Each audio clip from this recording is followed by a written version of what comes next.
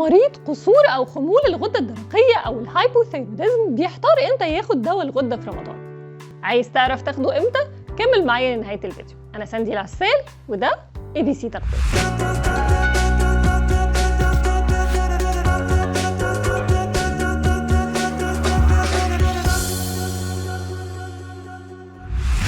هذا الفيديو برعاية إليت للترجمة، وكالة ترجمة معتمدة بالمملكة.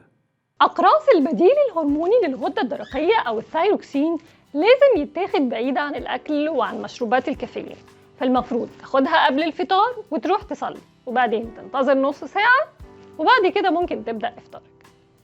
بس لو صعب عليك وعاوز تاكل على طول، ممكن تاخد الثايروكسين بعد 3 ساعات من آخر وجبة هتاكلها أو قبل السحور بساعة، بشرط يكون عدى 3 ساعات عن آخر وجبة. ولو بتاخد أي أدوية تانية زي أدوية السكري أو ارتفاع ضغط الدم، يبقى هي الأولى تتاخد قبل الفطار، ونأخر الثايروكسين لأي وقت تاني زي ما قلنا.